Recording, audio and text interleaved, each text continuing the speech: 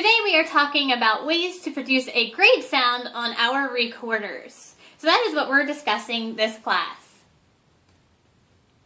The first thing you need to remember is which hand goes on top.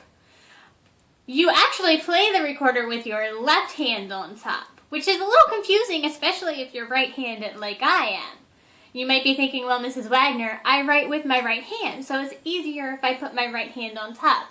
Well, unfortunately, your left hand is actually the hand on top. So what I like to do is I like to get a bracelet, and I actually like to put it on the hand that will go on top. Now, when I'm facing you, and in class, I'm actually going to be playing with my right hand on top, which is this hand, but your left hand should go on top.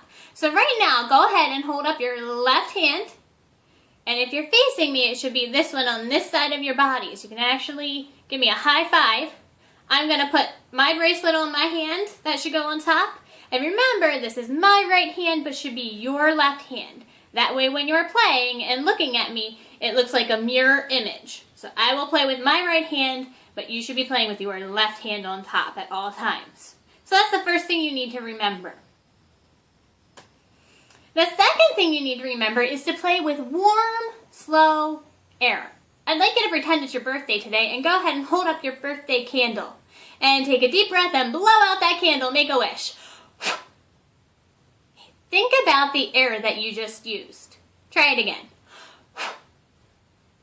Now take your hand and pretend you're driving somewhere with your parents in their car. And you turn to the car window and you breathe on the car window and you write your name. So go ahead and use the air that you would use to blow on the car window, steam it up, and write your name. Notice you didn't even hear me because you don't want mom and dad to know that you're writing on the windows because then they're going to make you clean them. So as quietly as you can, go ahead and use that air again that you would use to fog up the window. Okay, if you think about that air, it's a lot warmer, it's a little bit slower, and it's even wet feeling on your hand. So go ahead and blow out your birthday candle again. And I'd like you to go ahead and blow that air into your recorder. It's going to be a sharp, high, shrill sound. So on the count of 3, go ahead and blow. Let me do it first, and then you do it back to me. I'm going to blow fast, cool air into my recorder like I'm blowing out a birthday candle. It sounds like this. Not a great sound. So now I'm going to use that warm, slow air like I'm fogging up the car window. Now I'm going to use that warm, slow air into my recorder. So listen first, and then you can practice it on your own. My turn first. Gives you a much better sound to listen to using that warm, slow air. So when I tell you to fog your window and use your warm, slow air, that's what I'm saying. Another thing you need to remember to do is use your do tongue. Would you please repeat after me? Dunkin' Donuts. Dinosaur. Dallas. Doggy. Daddy. Dalmatian. Do. Do, do, do, do. Notice that your tongue is doing something in your mouth. It should be right behind the top set of teeth, and it's actually touching the roof of your mouth when you say the word do. So your tongue almost looks like this against your front top teeth. Okay? You need to make that sound as you're blowing air into your recorder. So you're not actually going to say the word do into your recorder, but your tongue should be doing that same thing when you say that word. So listen without the do tongue. That's a wha sound. Go ahead and try that. And now try it with the do tongue. Listen first.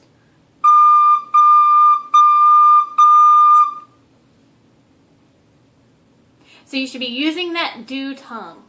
The last thing you need to remember is to have recorder warts on your fingers. Ew, it sounds gross, but it's really not. If you take your hand like this and you hold it out and you notice that extra part that's got a little extra skin on the tippy top of your fingers, just like a puppy dog has that soft spongy part, that's the part that you want to play with.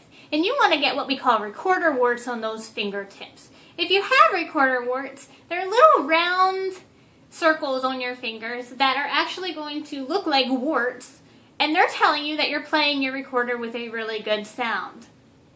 So you can see that I have recorder words on my fingers, and you should have those little round circles as well on yours. If you don't have them, you'll get squeaks and squawks like this. Not a good sound. So you want those recorder words on your fingers, and you'll get a much better sound.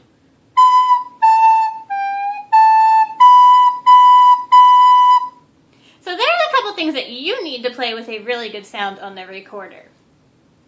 Good luck to all of you. If you need to review any parts of the video, go ahead and do so. Good luck practicing.